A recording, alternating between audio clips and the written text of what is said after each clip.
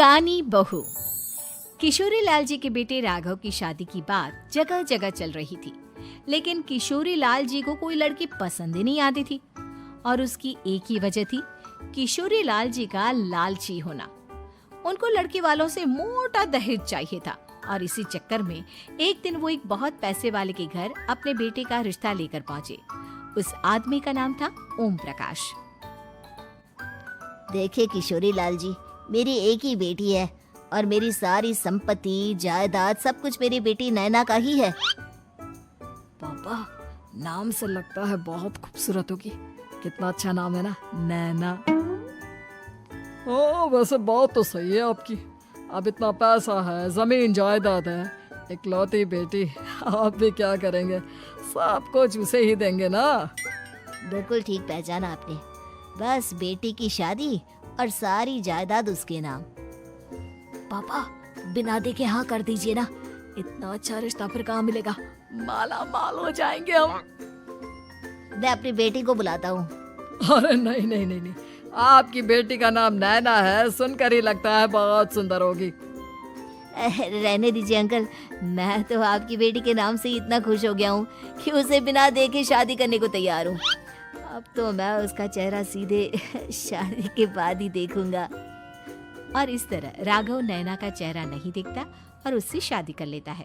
शादी के बाद अपनी सुहाग रात पर जब राघव नैना का घूंघट उठाकर देखता है तो नैना की आंखें बंद थी। कितने खूबसूरत हो तुम नैना, जरा अपनी आंखें खोलकर मेरी तरफ देखो तो सही। नहीं, मुझे शर्म आती है। अरे, मैंने तुम्हें शादी से पहले भी नहीं देखा, और अब अगर तुम आंखें खोलकर मुझे देखोगी भी नहीं तो मुझे अच्छा कैसे लगेगा? इससे पहले कि नैना अपनी आंखें खोलकर राघव की तरफ देखती, अचानक से लाइट चली गई और राघव नैना को पूरी तरह से देख भी नहीं पाया। अगली सुबह नैना राघव के लिए नाश्ता बनाकर लेकर आई। अरे ये क्या, आधा पराठा सेका हुआ है और आधा बिल्कुल कच्चा। ये तुमने क्या किया नैना? बहू, तुमने क्या आधा पराठा तवे से नीचे लटका कर रखा था, जो आधा सेका है और आधा कच्चा? मुझे जितना दिखेगा उतना ही तो सीखूंगी ना पापा जी। जहाँ जहाँ मुझे नजर आ रहा था वहाँ मैंने सीख लिया, जहाँ जहाँ नहीं दिखा वहाँ कच्चा रह गया होगा। इसका क्या मतलब है? ये कैसा मजाक कर रही है तुम? अरे बहू, तुमने इतना लंबा घूंघट क्यों लगाया हुआ है? देखो, हमारे घर में बहुओं को बेटी की तरह रखा जाता है, और फिर तुम तो इतना सारा माल लेकर आई हो। देखो, ये घूंघट डालकर रखने की कोई जरूरत नहीं है। हाँ नैना, पापा जी ठीक कह रहा है, तुम तो आराम से रहो, अपना ही घर समझो। नैना अचानक से अपना घूंघट उठा लेती है। अरे ये क्या पापा, नैना की तो एक आंख फूटी हुई है। नाम से नैना, लेकिन ये तो कानी बहू निकली। मेरे साथ धोखा हुआ है, धोखा। बिना दिखाए अपनी कानी लड़की मेरे संग ब्याह दी। मुझे कानी बीवी नहीं चाहिए। मुझे अभी ओम प्रकाश जी से बात करनी पड़ेगी। आखिर उन्होंने मेरे साथ ऐसा किया क्यों? अरे, आप लोगों ने ही तो पापा से कहा था कि आप लोग शादी से पहले मुझे देखना नहीं चाहते। अब मेरे पापा पर क्यों इल्जाम लगा रहे हैं? अरे लेकिन उन्हें बताना तो चाहिए था ना कि तुम कानी हो, एक आंख से तुम्हें दिखाई नहीं देता। किशोरी लाल और राघव नाराज होकर ओम प्रकाश को अपने घर बुलाते हैं। पापा जी, ये आपने क्या किया? शादी से पहले बताया क्यों नहीं कि नैना की आंखों में परेशानी है? अरे, आप ही ने तो लड़की देखने से मना कर दिया था। और लेकिन आप बता तो सकते थे। आपको तो हमारी बेटी की प्रॉपर्टी चाहिए थी, वो भी पूरी की पूरी। अब क्या हुआ अगर उसे आधा दिखाई देता है? प्रॉपर्टी तो आपको पूरी मिल गई ना। अरे ये क्या बात हुई? मेरी शादी प्रॉपर्टी से नहीं, आपकी बेटी से हुई है। अब ये तो पहले सोचना चाहिए था, तब तो मेरी प्रॉपर्टी देखकर तुम्हारी जुबान लप लपा रही थी। लेकिन मैं कानी लड़की को अपनी बीवी बनाकर नहीं रख सकता। पापा, कुछ करिए ना आप। हाँ, करता हूँ। देखिए ओम प्रकाश जी, आप हमारे साथ ऐसा नहीं कर सकते।